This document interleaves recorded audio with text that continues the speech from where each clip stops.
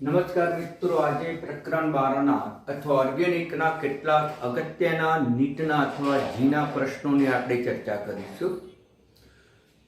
પહેલો પ્રશ્ન છે, કયા પદાર્થના ઓઝોનીકરણ કરવાથી આ નિપજ પ્રાપ્ત થાય? કયા પદાર્થના ઓઝોનીકરણ કરવાથી? આ ચાર પૈકી કયા પદાર્થનું ઓઝોનોલિસિસ કરવાથી આપણને આ નિપજ પ્રાપ્ત થાય? સિમ્પલ છે મિત્રો, કે પ્રાપ્ત થતી એક નિપજ આલ્ડીહાઇડ છે, બીજી નિપજ કીટોન છે. કીટોન નિપજ પ્રાપ્ત થઈ જે સૂચવે છે કે દ્વિબંધ ધરાવતા કાર્બન સાથે બે આલ્કાઇલ સમૂહ કે બે કાર્બન જોડાયેલા હોવા જોઈએ.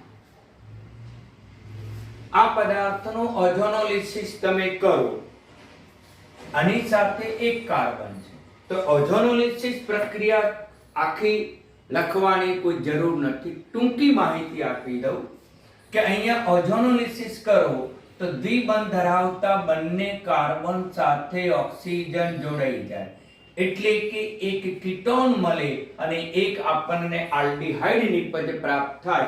કાર્બનની સંયોજકતા પૂરી કરજો તમે. જો આપણે અહીંયા હાઇડ્રોજન લખી નાખીએ તો આપણને આલ્ડીહાઇડ મળે, આમ કીટોન મળે. એટલે સિદ્ધાંત યાદ રાખો કે દ્વિબંધ ધરાવતા કાર્બન સાથે જો બે કાર્બન જોડાયેલો હોય તો આપણને એમાંથી હંમેશા કીટોન નિપજ પ્રાપ્ત થાય, અને જો દ્વિબંધ ધરાવતા કાર્બન સાથે એક જ કાર્બન જોડાયેલો હોય તો આલ્ડીહાઇડ નિપજ પ્રાપ્ત થાય. આમ આના ઓઝોનોલિસિસ થી આપણને એક કીટોન અને એક આલ્ડીહાઇડ મળે. તો પછી આપણને કીટોન મળ્યો, એનો અર્થ એમ થયો કે દ્વિબંધ ધરાવતા કાર્બન સાથે મિથાઇલ સમૂહ હોવો જોઈએ. ચક્રમાં તો કાર્બન હોય.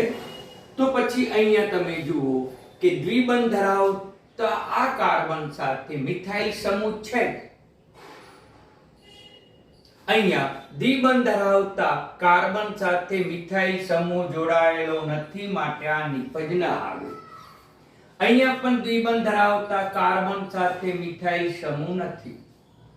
અહીંયા દ્વિબંધ ધરાવતા કાર્બન સાથે બે મિથાઇલ સમૂહ છે. એનો અર્થ એમ થયો કે અણુ જો તમે ઓઝોનોલિસિસ કરો તો પછી આપણને બે કાર્બન દ્વિબંધ છે એનું ખંડન થઈ જાય અને આપણને કીટોન બે નિપજ પ્રાપ્ત થાય.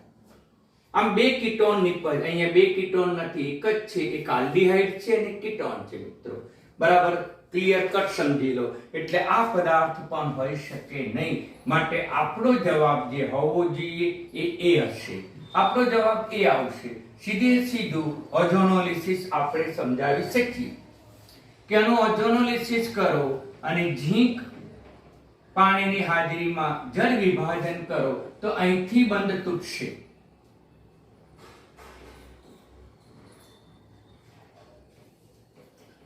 પાંચ કાર્બન અહીંથી બંધ તૂટે અને સાથે CH3 સમૂહ છે. અહીંયા આ કાર્બન સાથે ઓક્સિજન દ્વિબંધથી જોડાઈ જશે. આ કાર્બન સાથે પણ ઓક્સિજન દ્વિબંધથી જોડાઈ જશે. બાકીની સંયોજકતા આપણે હાઇડ્રોજન વડે પૂર્ણ કરી શકીએ. તો આમ આપણને આ નિપજ પ્રાપ્ત થશે. તો આના ઓઝોનોલિસિસ ત્યાં પહેલો કાર્બન, બીજો, ત્રીજો અને ચોથો અને પાંચમો.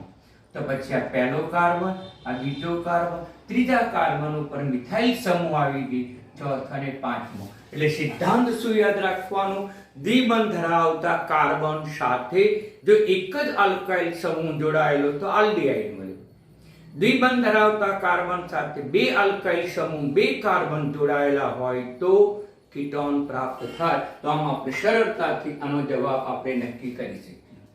હવે મિત્રો અહીંયા બીજો MCQ.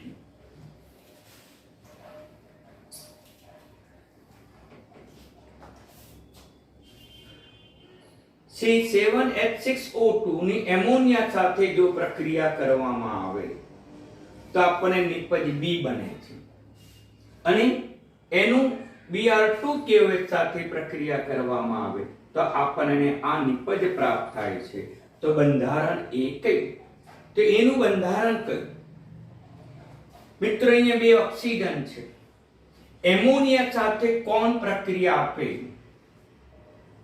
તો એમોનિયા સાથે આલ્ડીહાઇડ પ્રક્રિયા આપે, પરંતુ એ એમોનિયા યુક્ત નિપજ આપણને પ્રાપ્ત થાય. અહીંયા પણ આલ્ડીહાઇડ આપે, અહીંયા પણ આલ્ડીહાઇડ આપે, પરંતુ બે ઓક્સિજન છે એટલામાં આ સંયોજન હોઈ શકે નહીં. ધ્યાન આપો મિત્રો. તો આપણને એનું બંધારણ કયું હોવું જોઈએ? તો એનું જે બંધારણ છે એ એનું બંધારણ આપણને બે ઓક્સિજન છે એટલે કાં તો એસિડ હોવો જોઈએ, કાં તો મિત્રો શું હોવો જોઈએ કે કાં તો પછી એ પોતે એસ્ટર હોવો જોઈએ. પરંતુ આપેલી નિપજમાં એસિડ પણ નથી, એસ્ટર પણ નથી. તેથી આપેલી કોઈ નિપજ હોઈ શકે નહીં મિત્રો, સમજી લેજો. તો કયો હોઈ શકે? તો એસિડ નિપજ હોઈ શકે મિત્રો. આપણને એસિડ નિપજ પ્રાપ્ત થતી હોવી જોઈએ.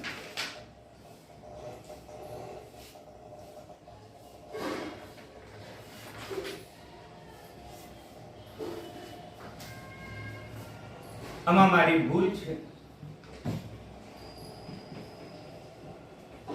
સી તરીકે બેન્ઝોઇક એસિડ છે. સી તરીકે બેન્ઝોઇક એસિડ બે ઓક્સિજન યુક્ત સંયોજન છે એટલે અહીંયા એનું અણુસૂત્ર COOH, કારણ કે એમોનિયા આ એસિડ સાથે સીધી પ્રક્રિયા આપી શકે છે. બાકીના પદાર્થો એ એસિડ ઉદ્દીપકની હાજરીમાં પ્રક્રિયા આપે. આલ્ડીહાઇડ પણ એસિડ ઉદ્દીપકની હાજરીમાં H+ ઉદ્દીપકની હાજરીમાં પ્રક્રિયા આપે. માટે આપણે A, B કે C, A, B કે D હોઈ શકે નહીં, C હોવો જોઈએ. અગાઉ મારે લખવામાં ભૂલ હતી મિત્રો, મેં સુધારી દીધું. હવે આની એમોનિયા સાથે પ્રક્રિયા કરવામાં આવે તો આપણને એનો એમોનિયમ ક્ષાર પ્રાપ્ત થાય. એમોનિયમ ક્ષાર એને તમે ગરમ કરો તો પાણીનો અણુ દૂર થશે અને આપણને એમાઇડ નિપજ પ્રાપ્ત થશે. આ એમાઇડ નિપજ પ્રાપ્ત થયા પછી આપણને Br2 KOH આની હાજરીમાં જો ગરમ કરો તો એને આપણે હોફમેન પ્રક્રિયા તરીકે ઓળખીએ છીએ. હોફમેન પ્રક્રિયા, અને હોફમેન પ્રક્રિયાથી આખો CO સમૂહ દૂર થઈ જાય અને CO સમૂહ દૂર થવાથી આપણને એડિલિન નિપજ પ્રાપ્ત થાય છે. આમ 6 કાર્બન છે, 7 નાઇટ્રોજન, 2 3 4 5 6 અને 7 અને 1 નાઇટ્રોજન. માટે આપણો જવાબ C હોવો જોઈએ. ઓકે, તો આ રીતે સરળતાથી સમજાવી શકાય. હવે ત્રીજો MCQ આપણે સોલ્વ કરીએ. ત્રીજો MCQ કે સિલ્વર નાઇટ્રેટ સાથે આ પદાર્થ સફેદ અવક્ષેપ આપે છે. સિલ્વર નાઇટ્રેટ સાથે એનો અર્થ એમ થયો કે એની અંદર રહેલો બ્રોમાઇડ એ આલ્કાઇલ સમૂહ સાથે જોડાયેલો હોવો જોઈએ.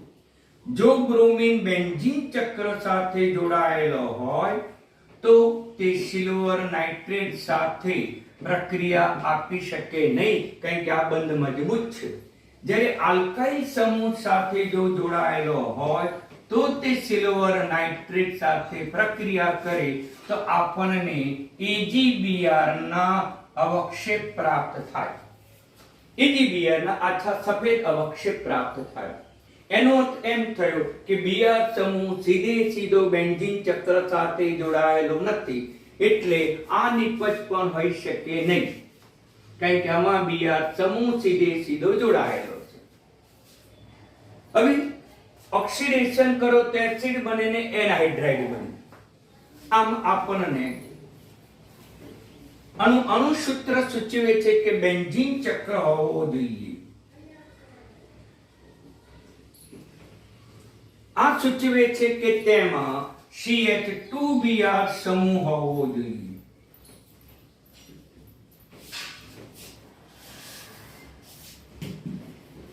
હવે એનહાઇડ્રાઇડ નિપજ આપે છે અને એનહાઇડ્રાઇડ નિપજ જે હોય એ વખતે જે સમૂહ છે એ સમૂહ નજીક હોવા જોઈએ. પાસે હોય તો જ એનહાઇડ્રાઇડ નિપજ પ્રાપ્ત થાય. બેન્ઝીન ચક્રમાં ઓર્થો સ્થાને સમૂહ હોય તો જ તમને એનહાઇડ્રાઇડ નિપજ પ્રાપ્ત થાય. મેટા સ્થાને કે પેરા સ્થાને હોય તો એનહાઇડ્રાઇડ નિપજ પ્રાપ્ત થઈ શકતો નથી. માટે પ્રાપ્ત થતી નિપજ આપણને સૂચવે છે કે પાસે સમૂહ હોવા જોઈએ. અહીંયા પેરા સ્થાને છે તો હોઈ શકે નહીં, મેટા સ્થાને છે આ નિપજ હોઈ શકે નહીં, આ નિપજ આપણને હોઈ શકે CH છે. એટલે આપણો જવાબ આ હોઈ શકે. તો પછી એનું સિલ્વર નાઇટ્રેટ સાથે જો પ્રક્રિયા કરું તો આપણને સફેદ અવક્ષેપ કોના પ્રાપ્ત થશે? તો કે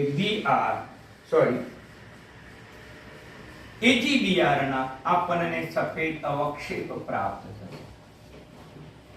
આ નિપજ આપણને બતાવે.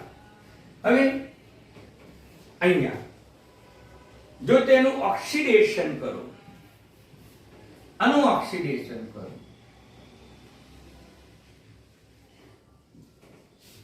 તો જો આનું ઓક્સિડેશન કરો તો પાસે રહેલા બંને પદાર્થમાંથી આપણને કાર્બોક્સિલિક એસિડ પ્રાપ્ત થાય.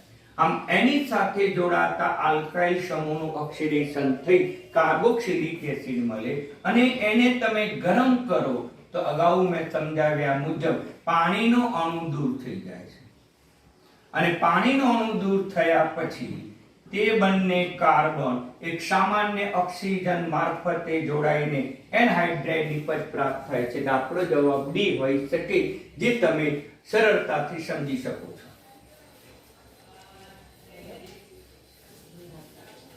હવે ચોથો, પ્રક્રિયા પૂર્ણ કરો તો Br સમૂહ, આ NO2 સમૂહ. સૌપ્રથમ મેગ્નેશિયમ ધાતુ સાથે પ્રક્રિયા કરવામાં આવે ઈથરના દ્રાવણમાં, અને મેગ્નેશિયમ ધાતુ સાથે પ્રક્રિયા કરો તો હંમેશા આપણને ગ્રિગ્નાર્ડ પ્રક્રિયક પ્રાપ્ત થાય. ગ્રિગ્નાર્ડ પ્રક્રિયા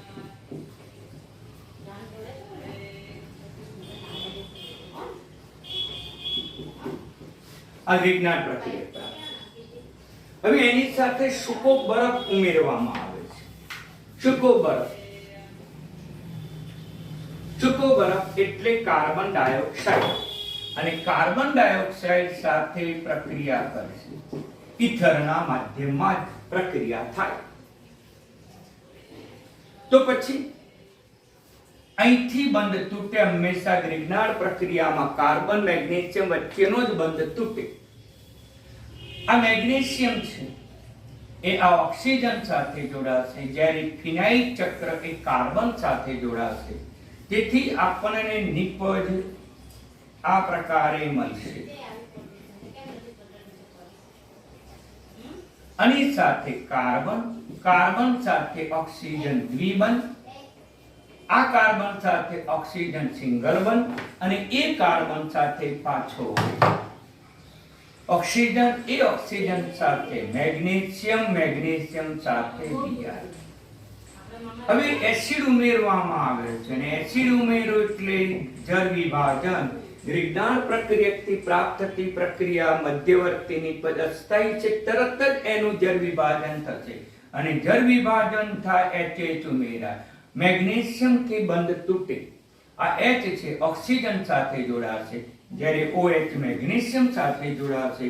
તેથી આપણને પ્રાપ્ત થતી નિપજ એ આ રીતની નિપજ આપણને પ્રાપ્ત થશે. ગૌણ નિપજ કઈ પ્રાપ્ત થાય? તો મેગ્નેશિયમની એક સંયોજકતા OH વડે, બીજી સંયોજકતા Br વડે. આમ આપણને પેરા નાઇટ્રોબેન્ઝોઇક એસિડ આપણને નિપજ પ્રાપ્ત થાય. હવે પાંચમું,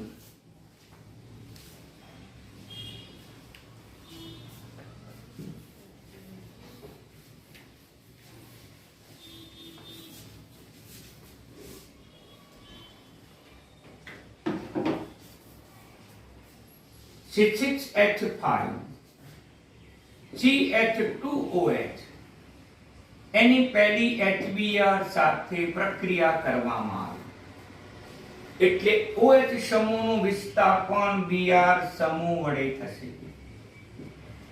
પરિણામે આ બેન્ઝાઇલ આલ્કોહોલમાંથી બેન્ઝાઇલ બ્રોમાઇડ નિપજ પ્રાપ્ત થશે. ત્યાર પછી નંબર 2 એની KCN સાથે પ્રક્રિયા કરવામાં આવે તો Br સમૂહનું વિસ્થાપન તેના કરતા પ્રબળ પ્રક્રિયક સાયનાઇડ વડે થશે એટલે C6H5 CH3CN બેન્ઝાઇલ સમૂહ છે. અહીંયા C6H5 બેન્ઝીન ચક્ર એની ઉપર CH2 એટલે benzyl alcohol benzyl bromide benzyl cyanide. હવે નંબર 3 જળ વિભાજન કરવામાં આવે. જળ વિભાજન કરીશું 2 મોલ પાણી વડે જળ વિભાજન થશે એટલે સાયનાઇડ સમૂહનું ઓક્સિડેશન થઈ જશે અને સાયનાઇડ સમૂહનું ઓક્સિડેશન થશે તો COOH માં રૂપાંતર થશે અને NH3 મુક્ત થશે. જો તેનું રિડક્શન કરો નિકલ H2 ની હાજરીમાં રિડક્શન કરવામાં આવે તો CN સમૂહ જે છે એ CN સમૂહમાં હાઇડ્રોજન ઉમેરાઈ જશે. આમ CN સમૂહમાં કાર્બન કાર્બન વચ્ચે ત્રિબંધ છે તો ત્રિબંધમાંથી સિંગલ રહેશે 2 હાઇડ્રોજન અને અહીંયા પણ 2 હાઇડ્રોજન આપણને એમાઇન નિપજ પ્રાપ્ત થાય. આમ રિડક્શન કરો તો સાયનાઇડ સમૂહનું એમાઇનમાં રૂપાંતર થાય અને જળ વિભાજન એક પ્રકારની ઓક્સિડેશન પ્રક્રિયા છે તો તમને COOH સમૂહ પ્રાપ્ત થાય. આમ આપણે ગમે તે પ્રક્રિયકો જો તમને આપેલા હોય તો પ્રક્રિયા પૂર્ણ કરો. અંતિમ નિપજ કઈ તો જો તમને જળ વિભાજન આપ્યું છે તો અંતિમ નિપજ આ આવશે અને જો રિડક્શન આપ્યું હોય તો અંતિમ નિપજ આ આવશે. એટલે બરાબર ધ્યાનમાં રાખજો.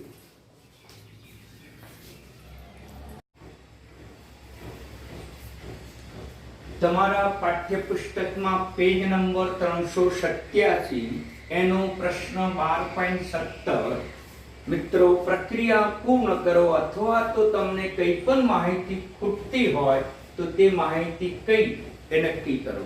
4 વિકલ્પો તો આપેલા હોય ગમે તે પરંતુ આપણે સીધો સાચો જવાબ મેળવીશું. તો સમજો કેમેનોફોર અને KOH.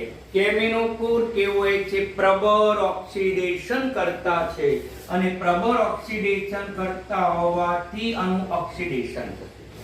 બેન્ઝીન ચક્ર ઉપર આલ્કાઇલ સમૂહ ગમે તેટલા કાર્બન ધરાવતો હોય છતાં પણ તેમાંથી આપણને એક જ નિપજ પ્રાપ્ત થાય અને તે બેન્ઝોઇક એસિડ નિપજ પ્રાપ્ત થાય.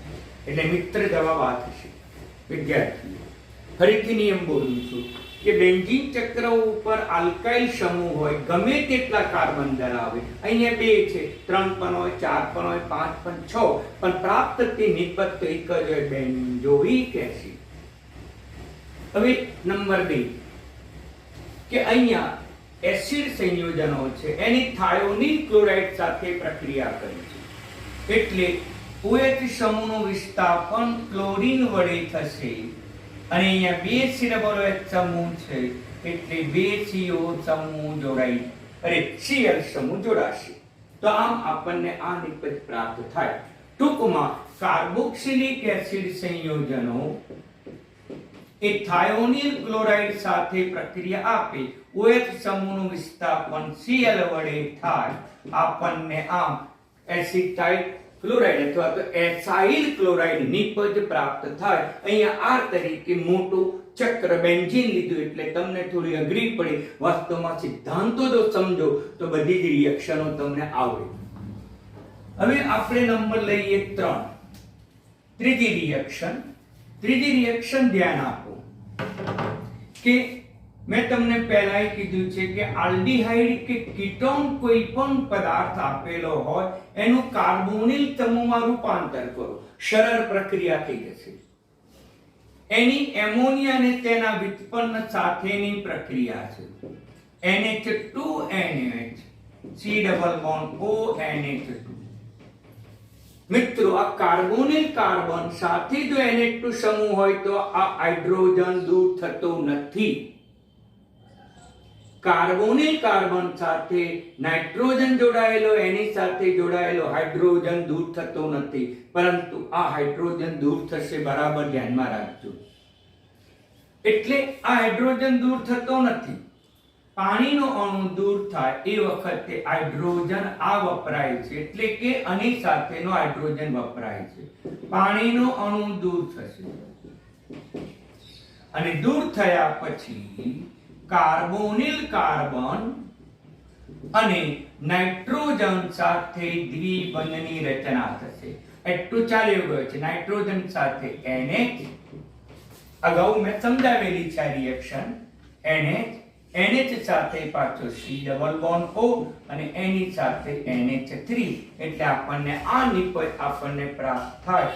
એટલે આ પ્રક્રિયાથી આ નિપજ ફરીથી ધ્યાન આપો કે કાર્બોનિલ કાર્બન સાથે જોડાયેલા નાઇટ્રોજનનો બે હાઇડ્રોજન દૂર થતો નથી, પરંતુ NH2 માંથી હાઇડ્રોજન એ જ દૂર થશે જે કાર્બોનિલ કાર્બન સિવાયના બીજા તત્વો સાથે જોડાયેલો હોય. આ સિદ્ધાંત યાદ રાખજો મિત્રો. હવે આપણે જોઈએ આ કે આમાંથી આ બનવો જોઈએ, ડાયફિનાઇલ કીટોન બનવો જોઈએ. તો કયો પ્રક્રિયા થાય? તો મિત્રો, આના કરતામાં પદાર્થ કયો વધુ થયો? આ ભાગ કરતા આ ભાગ વધુ આવ્યો, એટલે આ ભાગનું વિસ્થાપન પ્રક્રિયા થયેલી હોવી જોઈએ. એટલે આ સમૂહ દાખલ કરવો જોઈએ અને આ સમૂહ દાખલ કરવા માટે ઋણ આયન તરીકે ક્લોરીન જોઈએ અને આ પ્રક્રિયાને આપણે એસાઇલેશન પ્રક્રિયા કહીએ છીએ. અને ફિડલક્રાફ્ટ એસાઇલેશનમાં ઉદ્દીપક તરીકે નિર્જળ AlCl3 ઉદ્દીપક તરીકે વપરાય છે. આ જે પ્રક્રિયા છે એ ફિડલક્રાફ્ટ એસાઇલેશન છે. RCOCl સમૂહ દાખલ થાય.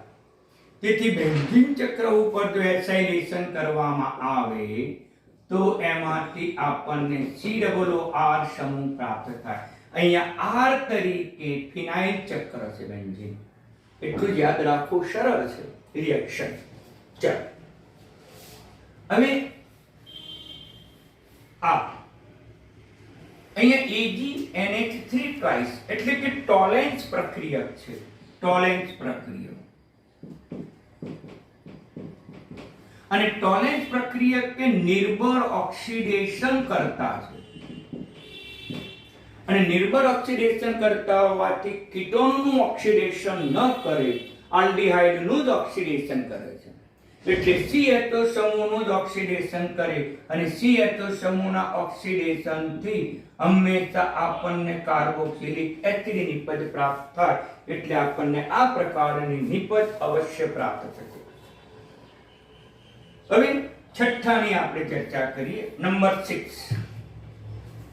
મેં અગાઉ પણ કીધું હતું કે કાર્બોનિલ સમૂહ આવે તો કાર્બન ઓક્સિજન વચ્ચે દ્વિબંધ બતાવી દો. હવે એની સોડિયમ સાયનાઇડ સાથે પ્રક્રિયા HCl ની હાજરીમાં એસિડિક માધ્યમમાં. તો કોણ પ્રક્રિયા આપે? આલ્ડીહાઇડ સમૂહ આપશે કે પછી એસિડ સમૂહ આપશે? મિત્રો, તો ધ્યાન આપો, આપણને એસિડ સંયોજન આપે નહીં, આલ્ડીહાઇડ સમૂહ આપે. આ બંને વચ્ચેની પ્રક્રિયાથી હાઇડ્રોજન સાયનાઇડ બને. એ હાઇડ્રોજન સાયનાઇડમાંથી આ H એ આ કાર્બન સાથે જોડાશે, આ H એ ઓક્સિજન સાથે જોડાશે, જ્યારે Cn એ કાર્બન સાથે જોડાશે. આમ આપણને પ્રાપ્ત થતી જે નિપજ છે એ નિપજ આ પ્રકારની હોઈ શકે. કાર્બન સાથે ઓક્સિજન, હાઇડ્રોજન, H તો છે અને એની સાથે પાછો CnCOOH. આમ સાયનાઇડ સમૂહ એ આલ્ડીહાઇડ સાથે જ પ્રક્રિયા આપે છે, એસિડ સાથે પ્રક્રિયા આપતો નથી. આવા સિદ્ધાંતો જો તમે સમજજો તો સરળતાથી આવી બધી રિએક્શનો આવડે. હવે આપણે ચર્ચા કરીએ 7મી. 7 બે આલ્ડીહાઇડ સમૂહ છે અને બે આલ્ડીહાઇડ સમૂહ હોય તો આપણને આલ્ડોલ સંગનન કાં તો ક્રોસ આલ્ડોલ સંગનન બને, પરંતુ અહીંયા બંને આલ્ડીહાઇડ સંયોજનો ભિન્ન છે અને બંને ભિન્ન હોવાને પરિણામે ક્રોસ આલ્ડોલ સંગનન પ્રક્રિયા થશે. ક્રોસ આલ્ડોલ સંગનન આ ટુ ક્રોસનું પુનરાવર્તન છે. ક્રોસ આલ્ડોલ સંગનન થશે એટલે લખીશું C6H5 વત્તા અને આપણે આ રીતે લખીશું CH2CHO શાખા બતાવીશું. આ આલ્ડીહાઇડનો CHO સમૂહના કાર્બનનો પડોશી કાર્બન એ આલ્ફા કાર્બન કહેવાય. આ આલ્ફા હાઇડ્રોજન કહેવાય. માટે કાર્બોનિલ સમૂહનો ઓક્સિજન સંયોજન, ઓક્સિજન તત્વ અને આલ્ફા હાઇડ્રોજન વચ્ચે પ્રક્રિયા થાય, પાણીનો અણુ દૂર થાય. તેથી નિપજ તરીકે કાર્બોનિલ કાર્બન અને આલ્ફા કાર્બન વચ્ચે દ્વિબંધની રચના થાય. આની સાથે એક હાઇડ્રોજન, આની સાથે CH3 સમૂહ, આની સાથે CH. પરિણામે આપણને આ પ્રકારની નિપજ પ્રાપ્ત થાય. બરાબર સમજી લેજો. તમે આ ક્રમમાં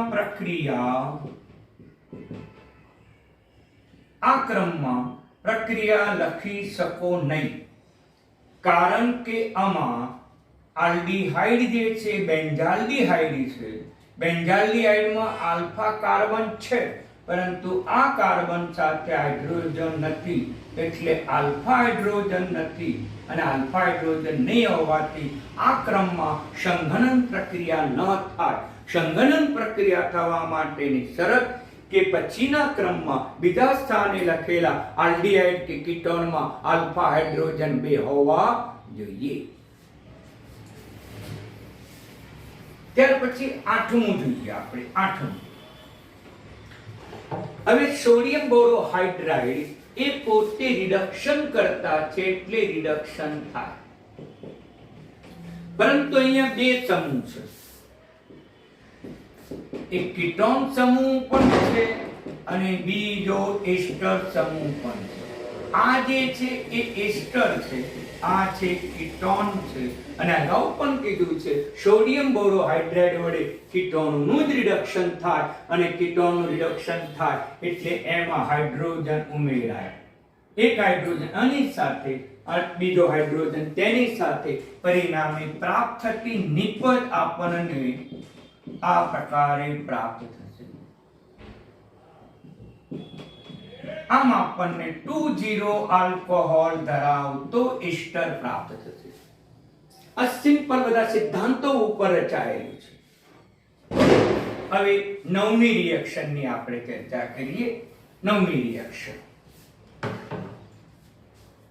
તો 9મી રિએક્શનમાં તમે ધ્યાન આપો. CrO3 એ પણ પ્રબળ ઓક્સિડેશન કરતા છે અને એ ઓક્સિડેશન કરતા હોવાથી એમાંથી હાઇડ્રોજન દૂર થશે. ક્યાંથી હાઇડ્રોજન દૂર થશે?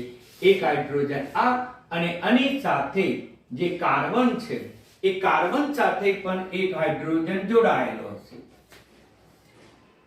તેથી આ બંને હાઇડ્રોજન દૂર થાય છે. તેથી કાર્બન અને ઓક્સિજન વચ્ચે દ્વિબંધ ધરાવતું સંયોજન પ્રાપ્ત થાય, જેનું નામ છે સાયક્લોહેક્ઝેનોન. જેનું નામ છે સાયક્લોહેક્ઝેનોન. હવે અહીંયા કયો પદાર્થ હોય તો આ પ્રાપ્ત થાય? વિદ્યાર્થી મિત્રો જરા ધ્યાન આપજો. હું એને C6 6 કાર્બન 2 4 5 6 7 8 9 10 હાઇડ્રોજન અને C6H5 કાર્બન સાથે દ્વિબંધ સાથે CH2 લખી શકાય. આ આપણે લખવાની પ્રથા છે. હવે એનું સૌપ્રથમ બોરોન હાઇડ્રાઇડ ટ્રાયબોરેન બોરેન સાથે પ્રક્રિયા કરવા, જેનું નામ છે બોરેન. એ બોરેન સાથે પ્રક્રિયા કરો તો આના 3 અણુની પ્રક્રિયા થશે.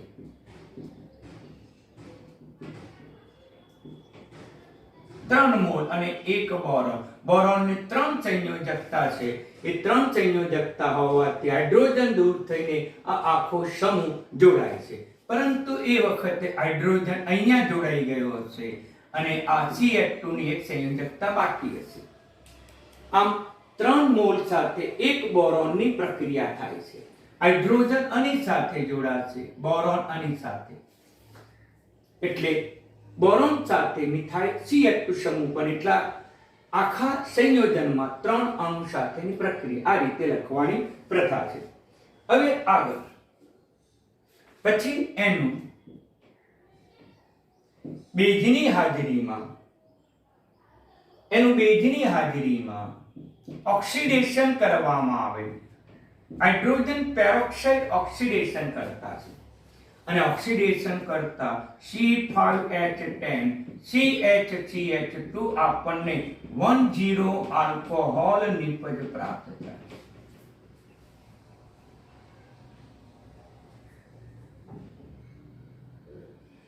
અને 1,0 આલ્કોહોલનું ત્યાર પછી ઓક્સિડેશન કરો એટલે CH2OH પણ નિર્બળ ઓક્સિડેશન કરતા તરીકે PCC pyridine ક્લોરીન ક્રોમેટ અથવા તો ક્રોમાઇડ ક્લોરાઇડ એનું પૂર્ણ નામ છે. pyridine નો P, ક્રોમાઇડ નો C અને ક્લોરાઇડ નો C. આમ PCC આપણે ટૂંકમાં લખવાની પ્રથા છે. એનું ઓક્સિડેશન કરો તો C5H10 CHCHO પ્રાપ્ત થાય. અને આપણે આ રીતે લખી શકીએ ચક્ર સ્વરૂપે. કેટલા કાર્બન છે? 5 અને 6 એટલે 6 કાર્બન ચક્ર સ્વરૂપે. પછી એની સાથે CHO સમૂહ એટલે આ નિપજ પ્રાપ્ત થાય. એટલે અહીંયા પ્રશ્નાર્થ ચિહ્ન તરીકે 3 પદાર્થોના નામ હોઈ શકે. એક તો બોરેન, બીજું H2O2 અને H+ અથવા તો OH- બે જ લઈ શકાય એટલે OH-, અને ત્રીજું PCC નિર્બળ ઓક્સિડેશન કરતા. આ જૂથ જે છે, પ્રક્રિયાનો જૂથ જે છે એ આ પ્રક્રિયા આ નિપજ આપે. તેથી ક્રમમાં તમે યાદ રાખજો. એક તો હાઇડ્રોબોરેશન પ્રક્રિયા કહેવાય. હાઇડ્રોબોરેશન પછી ઓક્સિડેશન પછી પાછું ફરીથી ઓક્સિડેશન.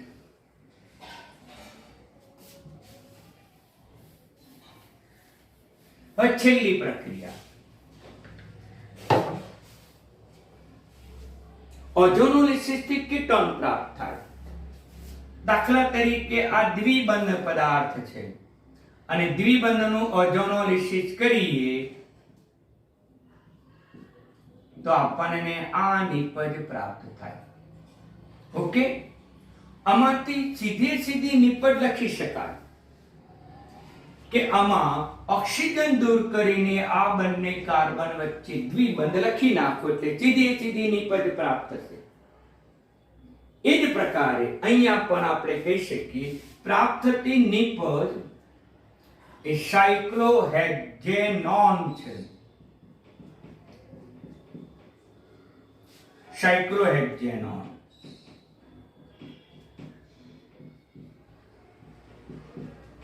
હવે મિત્રો મેં અગાઉ સમજાયા મુજબ આ ઓક્સિજન બે શું કરવાના? દૂર કરી દેવાના અને તે બંને કાર્બનિક પદાર્થમાં કાર્બન વચ્ચે શું રચાઈ જશે? તો કે દ્વિબંધ રચાઈ જશે. તો આપણને X તરીકે આ નિપજ પ્રાપ્ત થાય. આમ સરળતાથી આવા MCQ સરળતાથી તમે સોલ્વ કરી શકો. તો મિત્રો તૈયાર કરજો. આમ મેં આજે પણ કેટલાક નીટ જીના અગત્યના પ્રશ્નોની મેં ચર્ચા કરી છે. ઓકે, ધન્યવાદ.